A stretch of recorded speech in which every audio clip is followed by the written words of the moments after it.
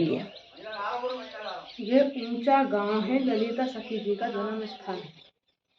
सामने जो आप एक पर्वत देख रहे हैं, इस पर्वत का नाम है अटोर पर्वत। एक सेकंड, कौन सा पर्वत?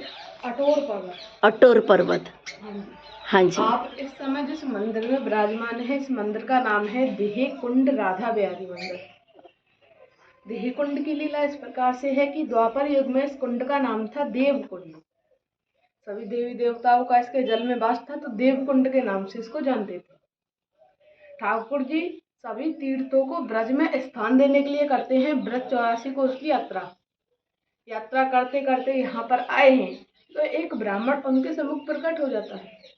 कहता है, लाला, मैं यहाँ का ब्राह्मण हूँ, इस देवकुंड तीर्थ का पुरोहित हूँ, तो कृपया करके मुझे कुछ दान दक्षिणा दीजिए, जिससे इन ब्रजवासियों की यात्रा सफल हो जाएगी।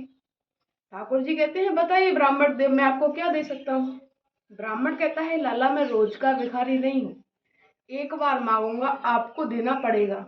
तो ठाकुर जी जल को साक्षी मान करके ब्राह्मण को वचन देते हैं कि आप जो भी मांगोगे वो मैं आपको दूंगा।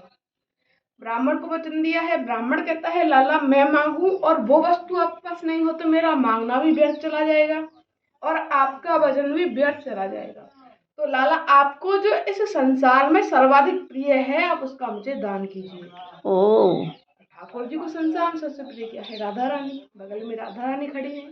राधा रानी की तरफ इशारा किया है कि करुणा गुप्त मूले जीव हमने पिसन, जो जगत का पालन करती है, जो जगत का मूल है, श्रीमती राधिका रानी मुझे संसार में सर्वाधिक प्रिय है।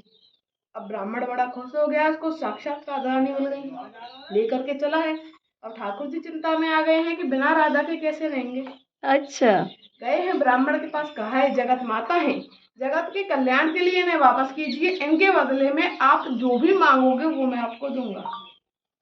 अब ब्राह्मण कहता है, प्रभु, मैंने आपसे राधा रानी को भी उधार थोड़ी लिया जो वापस कर दूं, आप तो ऐसे मांग रहे हैं। ठाकुर जी कहते हैं, कोई तो आपके शास्त्रों में ऐसा नियम होगा जिससे हम राधा रानी को वापस ले सके।